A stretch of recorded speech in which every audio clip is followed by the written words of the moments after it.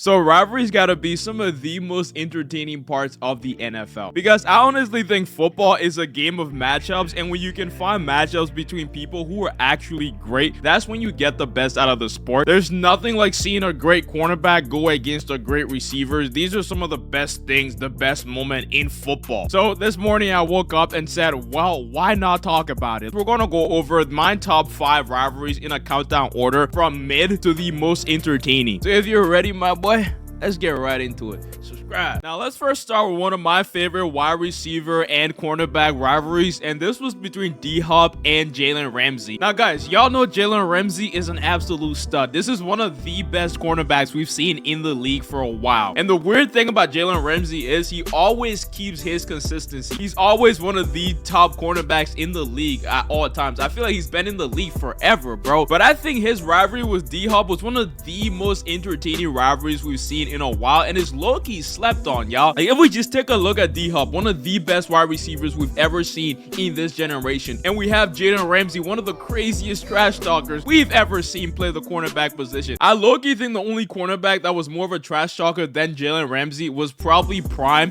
in his prime, but Jalen Ramsey and D-Hop, that chemistry was absolutely insane. And the thing here is, guys, they absolutely revered and respect each other. He made a good catch or something. He made a play. Every dog had a day. You know, I ain't got nothing but respect for D-Hop. Like, there were games where Jalen Ramsey would get absolutely cooked by D-Hop, and obviously people would be like, Jalen Ramsey's washed, Jalen Ramsey's washed. You can guard this guy the entire game, and you make one mistake, you're that is how they treat these cornerbacks. When D-Hop would come to the line, if he was getting the ball or if he was probably the main target, every time he would jog to the line of scrimmage, he would do something to fix his glove, like do that or strap it tighter. Relax. The way these two guys respect each other and actually put in the effort to study each other like crazy. Like, I ain't doing that, bro. If I'm going out there to compete to play cornerback, I'm probably not looking at the way a dude is fixing his gloves. Like, what the hell? But that's what these guys gotta do to be the greats that they are. Now, for my number 2, I'm gonna go for something a little unexpected. We're gonna go with 2 quarterbacks here, guys. And these are obviously Josh Allen and Patrick Mahomes. I think these 2 guys are some of the best in the league right now, and everybody out there would glaze Patrick Mahomes and say that he is the greatest quarterback ever, greater than even the glorious king Tom Brady, but I digress. I think Patrick Mahomes and Josh Allen have a very interesting rivalry because they're both in the AFC, and they usually have to go through each other before they go to the Super Bowl. And we tend to get some of the best matchups when Josh Allen and Patrick Mahomes go against each other, especially in the playoffs. I don't know if you remember the 2021 playoff showdown where Josh Allen went absolutely berserk. This man threw for a staggering 329 yards. I just know that because I'm a freaking nerd, and 4+ touchdowns. But guess what? He lost the game because he was playing Patrick Mahomes. I mean, obviously it was because of the overtime rule and all of that, but that was one of the greatest games I've ever watched, and I was very entertained. And that's why when we talk about rivalries, it's good to always go back in time, but I think presently we have one of the best rivalries we've ever seen in football. These 2 quarterbacks are gonna be the future of the league, boy. I ain't been playing. And this is actually one of my favorite moments from this relationship between Josh Allen and Patrick Mahomes. After that divisional matchup, Patrick Mahomes decided to run across the field just to give Josh Allen a hug. Guys, that was so beautiful, man. That's what I want to see in the NFL. I want to see my quarterbacks, my favorite players, our glorious kings doing things like that. That's awesome. Josh Allen is honestly getting closer and closer to getting on the level of Patrick Mahomes. Right now, all bro needs is some Super Bowls, and I think they can be compared pretty easily. And I know what y'all thinking. Y'all gonna say, If Patrick Mahomes wins the Super Bowl 3 times in a row, he's obviously the best player ever in NFL history. I know that. I know Patrick Mahomes has a lot going for him this season. If he can capitalize and win the Super Bowl this season, he's gonna almost be solidified in the book as one of the best quarterbacks ever. But when I look at Josh Allen, I see very similar things. The only thing that really separates these guys right now were the turnovers from Josh Allen, which he's fixed so much in the season. He's actually very close in the MVP running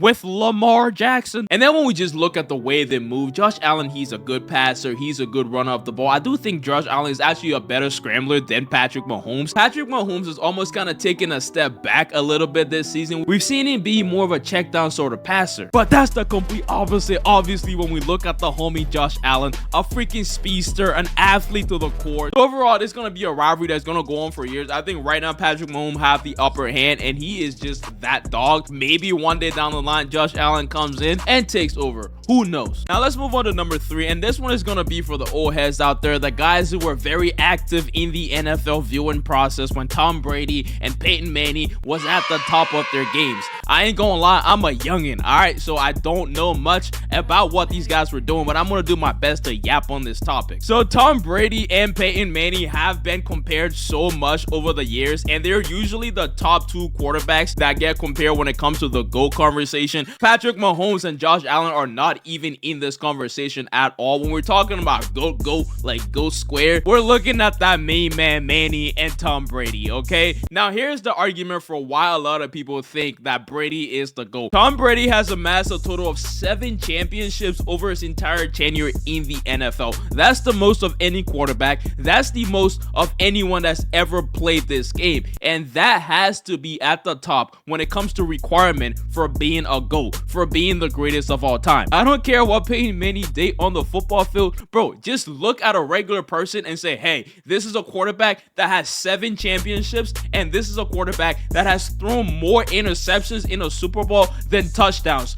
I'm obviously gonna pick the guy with 7 championships. And low-key, if you ask me about pure talent-wise, I will give it to Peyton Manning just because of how great this guy is at reading film. He is the stereotypical nerd when it comes to being an NFL player. I see this guy, I see a Luke Kuechly, I see a film nerd, a guy that's gonna bunker up, get really comfortable, and just lock in on film. And that's what Peyton Manning does. He's extremely good at that. Brady knows how to win. Brady knows how to get championships, and that's what fans want. That's what players want. You would catch Brady actually running, guys, the funniest sight in all of football, just to get to a first down, just to push his team forward. And Peyton Manning, though he is great, though he is one of the best quarterbacks to ever play, I do think that Tom Brady got him on this category. And yeah, these guys respect each other. They're good friends at the end of the day, but we gotta remember the last time these two guys met was when Tom Brady lost to the Denver Broncos in the AFC Championship. That actually led to Peyton Manning winning the Super Bowl. So I'm not gonna lie, if I was Brady, I would have some bad blood right there, because that could have been it chips, bro. That could have been it rakes.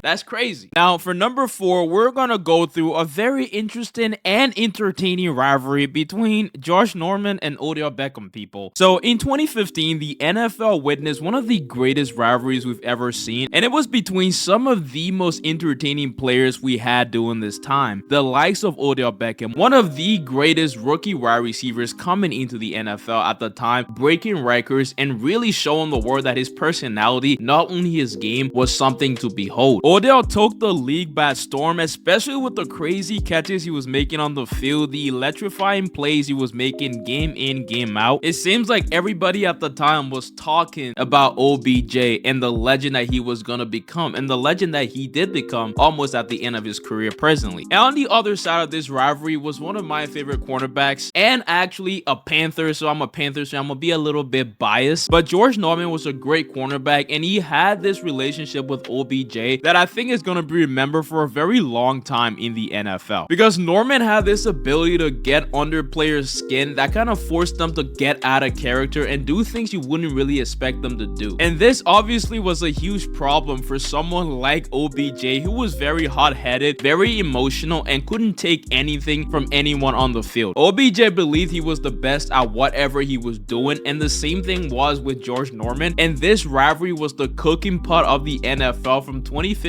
to 2016 especially. That season was mostly about OBJ and George Norman. I think their greatest clash actually came during one of their December games in the 2015 season. From the first snap, it was clear that this was more than just football for these two guys. It was a battle between their egos, and that's all y'all know, OBJ definitely got the greatest ego out there. He was actually burning George Norman a lot during this game, especially earlier on, but he did something very uncharacteristic during this game game, which was dropping a ball that was perfectly thrown to him. This showed that the pressure was definitely catching on to OBJ, and he didn't let it stop throughout this game. He actually took it to the next level where these guys were actively hitting each other, getting penalties, flags thrown everywhere. This was just pure entertainment and theater for NFL fans, and that's why I wanted to present it in a story format so you guys can actually engage with the entire storyline. If the rivalry between George Norman and OBJ wasn't the greatest wide receiver rivalry out there, I get it, but it was definitely one of the funniest. All right, the way OBJ be throwing tantrums like a little kid, it was absolutely absurd, because yes, the guy is a great receiver, he does everything crazy on the field, and when you want to count on someone to actually do the impressive and do the spectacular, you would look at OBJ. But then comes in George Norman, the absolute disruptor, the guy who just didn't care at all. He was just known for being a problem for wide receivers, and OBJ was patient zero for George Norman. He did not give up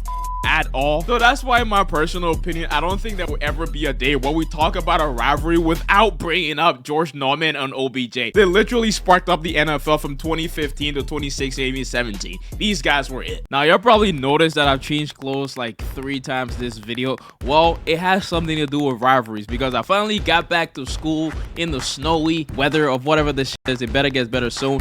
Oh Lord, boys, this better be a good video. But my homie, one of my basketball rivals, I actually beat him for the first time. Just want to let y'all know that. We're playing basketball in a football video. How you feel about that? I feel good. Watch Yeah. this. Oh! Rivalries can be anything. Rivalries are fun to talk about, and that kind of inspired this video, so I just want to put that in there. Also say thank you guys for all the support that you've been giving me so far. All right, we're about to get back to the video though. What video am I doing again? What are you doing now? The 1v1s? Oh yeah, we back to the... God, bro, I don't even know the video. Hell no. No.